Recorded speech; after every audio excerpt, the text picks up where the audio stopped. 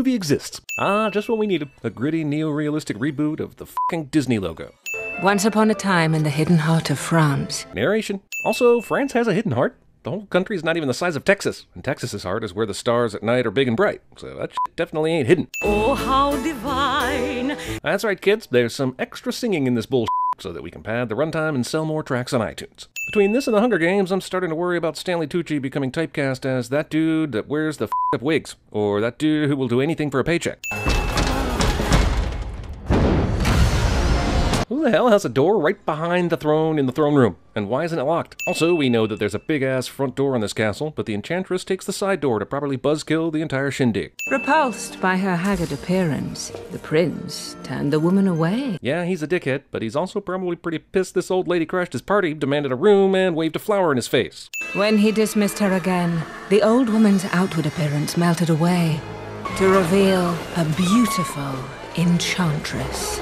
Entrapment. Also, it's already maddening that I'm watching the exact same f***ing story as the animated movie that came out 26 years ago. It's exactly like the shot-for-shot remake of Psycho in 1998, only if a movie that featured Vince Vaughn jerking off had made over $1 billion. And placed a powerful spell on the castle and all who lived there.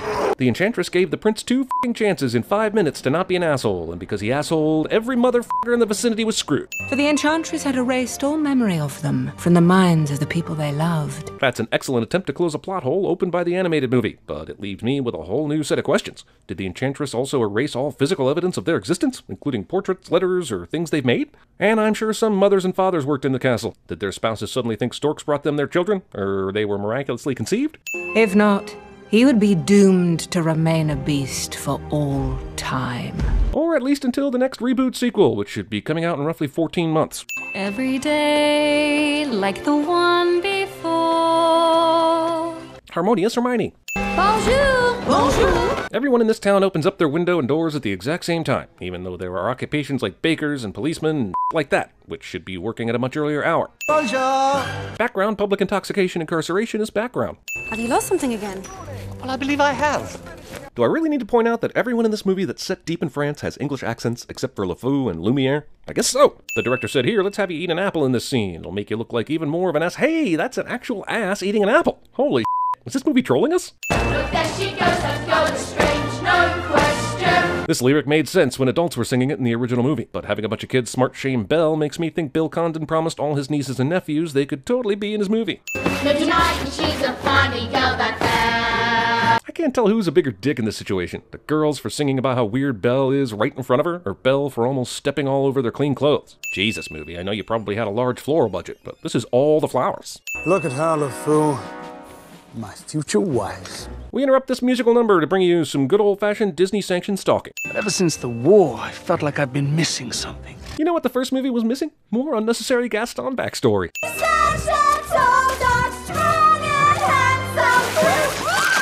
Even for this movie, some bull. F***ing millennials. Never easy, but we try. Jesus Christ, Maurice even gets a f***ing song in this version? What's next, an aria from that chick that said bonjour a few minutes ago? Maurice not only sketches his daughter obsessively, he also has a miniature model of himself painting the painting that's hanging right beside him. I think I prefer the crazy inventor that adorably f***s everything up Maurice from the last movie. Your mother was fearless. God damn, this movie about a girl that's captured by a magical beast takes forever to actually beast. So, what can I bring you from the market? Belle spent all f***ing morning at the market, at which every conceivable item was available, edible or otherwise, but Maurice is hitting up yet another one in order to finally kick this plot in the ass. Teaching another girl to read isn't one enough. That's Booksist. We have to do something. F***ing what? The punishment for teaching a young girl to read is to empty out all of Belle's laundry on the street? These townsfolk have gone from singing about how curious Belle is to outright public humiliation. All I wanted was to teach a child to read. Beauty and the Dangerous Minds and the Beast. The only children you should concern yourself with are your own. Movie can't decide if it wants to pad its runtime with a ton of extra songs or pad its runtime with a ton of village-centric tomfoolery. But by God, it will pad its runtime. No, sir, not me. I guarantee Period. Emboldened by the success of another Emma in a recent musical, Emma Watson is perfectly fine with being just okay at singing. Hang on, if that's the village way back there, Belle just covered at least a mile on foot within 2 measures of the song. If the opening credits are any indication, Belle should have an excellent view of the magical kingdom from up here. You know where we are, Philippe, because I don't. Maurice goes to the same market every year. You ask for that every year. And every year you bring it. But this time, not only gets lost, he seems completely unconcerned about it. Philippe Ex Machina. Also, come the f*** on. These wolves were standing there ready for a tasty Dave to fall off the cliff, but there's a much bigger and meatier target that's apparently standing right in front of them. Since this movie suffers from the exact issue about the castle being in plain sight, I'll just repeat the same sin I gave the last movie. The beast has only been secretly beasting for 10 years, but Maurice is somehow unaware of this very nearby castle. Also, it's super weird that the villagers wouldn't be at all disturbed that the prince of the very nearby castle hasn't been seen or heard from in years. And even if this prince is habitually reclusive, you'd think that someone would know one of the 300 live-in servants and wonder where they are, right? Right? Also, in the last movie, this event occurs almost 8 minutes earlier, so you see what I mean with the whole pad the runtime thing, eh? Okay, I know I'm being hard on this movie, mostly because it sucks and was completely unnecessary, but I will give it credit for looking freaking beautiful. The set design in the castle is unbelievable. Oh, thank you. I know Maurice is supposed to be kind of an idiot, and movie does have to movie, but why the hell would Maurice think this meal is for him? Good night. Wait. Roses. Proper spell of rose. Maurice stops to get Belle a souvenir from his horrific ordeal at the castle, so they can both look at it and cry together in terror. Take me to him! This works. But what if she is the one who'll break the spell? Lumiere has all 3 of his candles lit when it's broad daylight, but was flameless last night when Maurice came by. Papa? Maurice's cough could have come from anywhere in the castle, but Belle goes directly to the tower where he's held. This is the best father-daughter echolocation trick since Taken 2. Now go before she finds you. Who? Maurice plays the pronoun game so that we can get a properly dramatic introduction to the beast. Punish me, not him. No, he means forever. Apparently that's what happens around here when you pick a flower. Damn, all of a sudden it's apparent that Maurice would be excellent at CinemaSins. Choose. Belle, I won't let you do this. Yeah, I'll totally be fine. Just got a terrible disease that will disappear the minute I leave this castle. And forget me. Forget you. Everything I am is because of you. Belle rubs it in Maurice's face that he single-handedly made her into a moody, wanderlusting social pariah. Hello. Beauty and the Beast franchise continues its curious tradition of giving the voice of Lumiere to anyone but a French dude. This plan of yours is dangerous. Ignoring the fact that Belle is well within earshot, what about Lumiere's plan seems dangerous? Trying to set the beast up with the one woman that's come by to the castle right before the last petal of the flower drops? Sure, he may be pissed at the beginning, but what else is Lumiere supposed to fucking do? Wait for the next one to come by? God's word! A diva needs her beauty. Movie thought this opera singer turned wardrobe thing wasn't weird enough, so it gave her narcolepsy. Are all these flying fabrics also sentient? If so, why do they have less individuality than the fucking dog footrest? What are the rules? No one slick as Gaston. Josh Gad chews the out of the scene, and in this instance, it is not a good thing. I eat 5 dozen eggs, so I'm roughly the size of a ball. This song is a great example of why this fucking movie is so stupid. The use of animation to make these preposterous claims is a million times more fun than watching Josh Gad and his invisible wires. He's got Belle. She's locked in a dungeon. Who's got her? Even in desperate situations, Maurice simply cannot stop playing the pronoun game. Crazy old Maurice. What indication has the movie given us that Maurice is crazy? He's a widower that makes pretty amazing tchotchkes and cares for his daughter. But even though the movie is over 2 hours, it ain't got time to explain that. She's the daughter of a common thief. I didn't think it was possible, but they actually made the Beast less likable in the beginning of the first movie. Also, I'm going to go ahead and give the Beast CG a perspective sin for how cheesy and dated it's going to look in 10 years. Also, why did they have to CG the Beast? There are a million ways to dress Dan Stevens up to look realistic, via costumes and practical effects, but this looked like it was mostly done on Windows 98's paint program. And when she opens the door, give her a dashing debonair smile. Come, show me the smile. Show me the girl. Mirrorism. Also, thank God the Beast looked in on Belle when she wasn't continuing to try and climb out the window, which for some reason she stopped doing. I grew 3 more feathers, and I just plucked yesterday. I know, darling. I'm getting more metallic every day. Oh, it's happening again. Got a feel for the castle staff, but this was the worst the Enchantress could do? I mean, I guess I understand changing the prince into a beast for being a dick, but why did she turn the staff into furniture and appliances and shit? Even if she were trying to punish them for some bizarre reason, why aren't they also animals? How lovely to make your acquaintance. Nanny McPhee isn't Jessica Fletcher in this scene. Be our Guest, be our guest, put our service to the test. Hearing an inferior version of a classic Disney song you've heard a million times is like listening to Justin Bieber try and sing like Kurt Cobain. Don't believe me? Ask the dishes. So are all the dishes also servants in the house? And if so, it would be difficult to ask them anything, because they're almost just normal dishes. The only discernible difference these dishes have to standard dishes is that they can fly in coordination to a musical number. And if these dishes actually have human souls trapped inside of them, then what happens when the spell is broken? Is the entire castle suddenly devoid of flatware and fine china? Unfold your menu. Damn it, if only Belle spoke French. Also, who wrote this menu? Is there a character here that would be able to not only wield a pen, but perfectly print? Lumiere's cloth napkin dance is a PSA on how not to do fire safety. Ah, those good old days when we were useful, hey Cogsworth. Belle's smile is saying, I appreciate the effort of the musical number, but I haven't eaten in days and would prefer to just have a nice hot meal in peace, and this ornate fanfare is keeping me from it. The movie strangely doubles down on the psychedelic teapot scene that was so out of place in the animated version. Pudding? Cruelly, Lumiere offers a tiny amount of food to the woman he's been openly tempting for the entire length of a Disney World ad. Holy shit, Beast feels the need to candle the fuck out of some candles. What is this movie trying to tell me by showing me this? Is this a bed now? Has he been eating a deer right here and leaving the antlers? Is this a failed arts and crafts project? Mademoiselle, what are you doing? Getting out of here! Which is shockingly easy to do. Belle is easily disarmed by CGI fakery. Seriously, I guess these wolves aren't as bad as the Scorpion King or anything, but it's clear the movie blew its effects budget on that Be Our Guest showpiece. Why is Beast so good at fighting other beasts? When the Enchantress enchanted him, it was really all just about appearances, right? So it's not like he should have Wolverine-like abilities against these wolves. The shot looks less like Beast about to faint, and more like there's a glitch in the computer.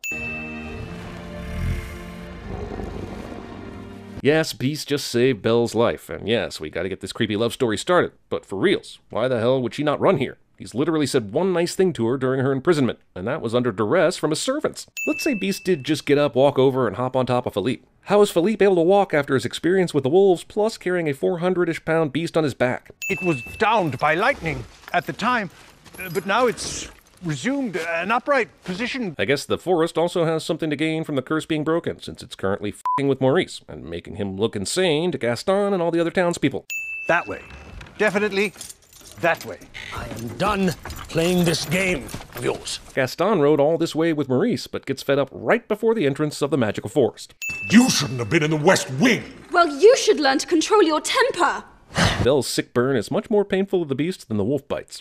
When the master lost his mother and his cruel father twisted him up to be just like him, we did nothing. And that is why we were all, including my young son, just asking to be cursed forever. Also, does anyone exposit out of earshot in this movie? When my life has barely begun. This number is for all the people that were clamoring for a Lost Childhood song to be added to the original soundtrack. What happens when the last petal falls? The master remains a beast forever, and we become antiques. What kind of bullshit enchanting is this bullshit? After the flower petals fall, the Beast keeps beasting for all time, but the staff die? Goddamn, that's a stiff price to pay for not intervening in a kid's abusive upbringing. Movie forgot about the last time a petal fell when there was a minor earthquake in the castle that the staff all recognized. Drink.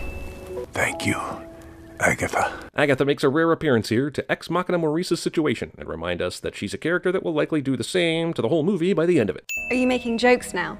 So has Belle just put away all thoughts of escape, even though she was easily able to do it before? Even if she wants to help and get the staff back to normal, she's still dicking around in the library and starting a bestial romance instead of doing anything that would be helpful. But he was mean and he was coarse and unrefined. But that was way back yesterday, so I'm sure he's worked all his shit out. Wait and see a few days more. Yeah, who knows? With this pace, Belle may be pregnant by then. Another little gift from the Enchantress. A book that truly allows you to escape. What the f***ing f***? The Enchantress stopped by after cursing the f*** out of these folks and dropped off a gift? It was her cruelest trick of all. You know, except for cursing the hell out of hundreds of innocent people. Magical book that allows you to go directly to certain places is totally different than a boot, or a Triwizard Cup, or a statue head, or anything else that rhymes with short P. This is the Paris of my childhood. Movie throws yet another unnecessary song at us that you probably won't remember within 5 seconds of watching this movie. What happened to your mother? It was the one story Papa could never bring himself to tell. I knew better than to ask. F***ing what? You don't know what happened to your mother because your dad appeared too choked up about it to tell the story? And for that reason, you never were compelled to ask or demand to hear it? Works for the screenplay, but it makes no f***ing sense. Plague. You must leave. Now. Disney says, F*** your kids' childhoods, we're gonna go all plague on their asses. I'm sorry I ever called your father a thief. So, bygones then? Belle can go back to Maurice and not be a prisoner for the rest of eternity? Gaston, did you try to kill Maurice? Last night, everyone was calling Maurice crazy, but now he comes in and impugns the most famous person in the town, and everyone believes him, even a little? She is the one. Main character is the one cliché. Instead of a date, Beast and Belle agree to get dressed up and have a good old-fashioned staring contest.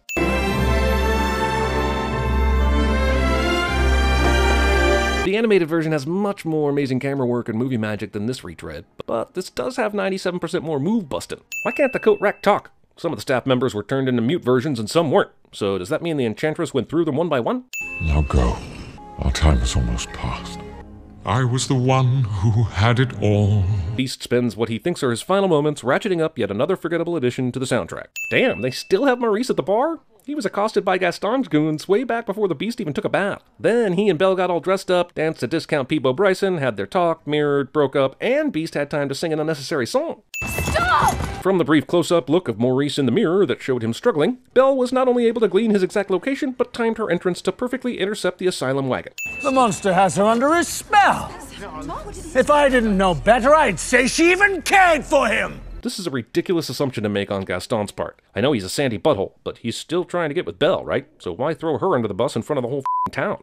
Kill the beast! Everyone's all bloodlusty and all, but no one has a clue about where the castle is. Even if the mirror shows the castle itself, it doesn't show the route. Also, isn't Maurice vindicated now? No one's saying he's under the Beast's spell, so why does he have to stay locked up in the cart? If there's one thing this town does exceptionally well, it's mobilize an angry mob. They got ready for this beast hunt like a NASCAR pit crew. As the movie progresses, the time to get between the village and the castle is shrinking. It took more than half a day for Maurice to get out there in the first place, but by this point, the villagers can make it back to that in less than a song, on foot. I know what happened to Maman. Even though the castle is under attack, we've still got time for some backstory bullshit about Belle's mom. Sorry, old friend. It's hero time. Instead of continuing to attack Gaston, the castle staff lets him wittily quip all over the floor. You know, it's shocking how Pirates of the Caribbean this thing ends up feeling. The castle begins crumbling like the boss level of some Super Mario game for no other reason besides adding suspense. Movie was definitely going for the record of most edits within a rooftop jumping sequence, but unfortunately still came up short to Captain America Civil War. Stay there! I'm coming! Beast gets a little presumptuous about how this night's gonna end. It was an honor to serve with you. The honor was mine. Main characters are fully objectified in the order of their cast billing, because we need to see the first of many curtain calls in this f***ing movie. I love you. Luckily, Belle waited until the Agatha Enchantress was within earshot to express her love for the Beast. I mean, if you're a magical entity whose curse set the plot in motion, then showed up right at the last minute to right all the wrongs in dramatic fashion, that's the ultimate ex machina, right? Yeah! Dogs love! Gandalf and Obi-Wan share a brief moment before heading off to fight Voldemort. So there! Now don't ever be a dick again, or I'll curse the entire country, motherfucker! Lumiere, look! Damn, the prince looks like he's totally ready to chill down at the beach and knock back some sick cold ones, bro. How would you feel about growing a beard? Oh, you, movie. It takes almost 4 minutes for a movie to complete the task of sucking its own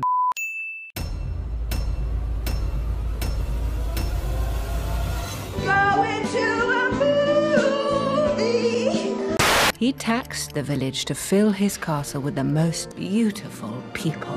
The beautiful people, the beautiful people, the beautiful people, the beautiful people. Look at her, LeFou. My future wife. He's a peeping Tom. And she's the only girl that gives me that sense of... I don't know what. I'm going to bed before either of you come up with another clever idea to get us killed. Or worse, expelled. Give her a dashing debonair smile. Come, come, show me the smile. Show me that smile again. Run, bitch, run for your life, get some help! And feel it in your heart.